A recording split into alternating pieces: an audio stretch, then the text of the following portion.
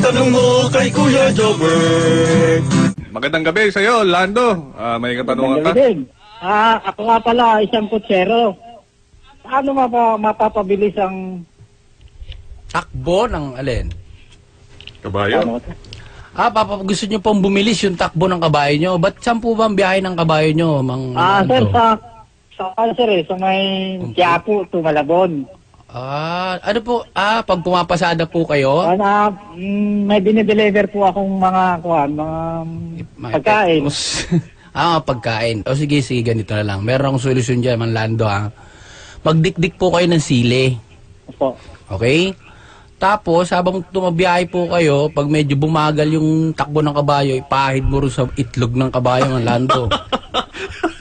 Okay po? Bibilis po yun, pero kailangan maghanda po kayo ng yelo kasi yung yelo yun yung pampabrake. Pag medyo bumibilis na, idikit nyo yung yelo, babagal yan. Parang yun ang cambio. Sili pampabilis, yelo pambrake. Hindi kaya masipa sa kabayo. Hindi kasi may kahoy sa ilalim yun Yung kabayo. So may harang pag makarating ako sa pupuntahan ko. Yun. Tsaka, Man Lando, pag hindi pa rin umepekto yung yung kabayo, yung hindi pa rin bumilis. Opo. Bumaba na kayo sa kalesa. Tapos, yung i-deliver nyo po, bitbitin nyo na. Sa itlog nyo ipahid yung sili. Mauunahan nyo pa yung kabayo.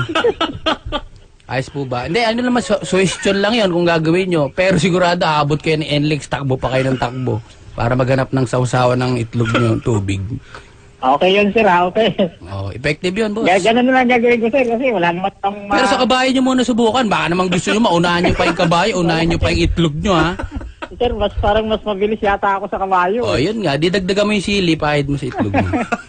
Okay? Magandang gabi, Brad. Itanong mo kay Kuya Jobber. Totoo ba talaga yun, Kuya Jobber? Epektibo ba yun? Epektibo yun, Brad. Gusto mo, subukan natin mamaya pag-uwi natin, Pabilisan tayo, magpairan tayo sa itlog ng sili. Huwag mo kay Der. Parang kinakabahan ako pag ganun, Hindi.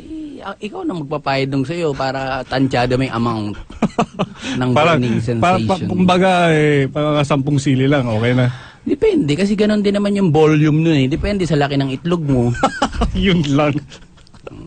O kayo dyan, kung mayroon kayong mga katanungan na simple-simple lang yung gagawin, tawag lang kayo 584-5545. Gusto nyo ng mga reaksyon, kung gusto nyo ibigayan. Ang aming text line 0939-706-2816.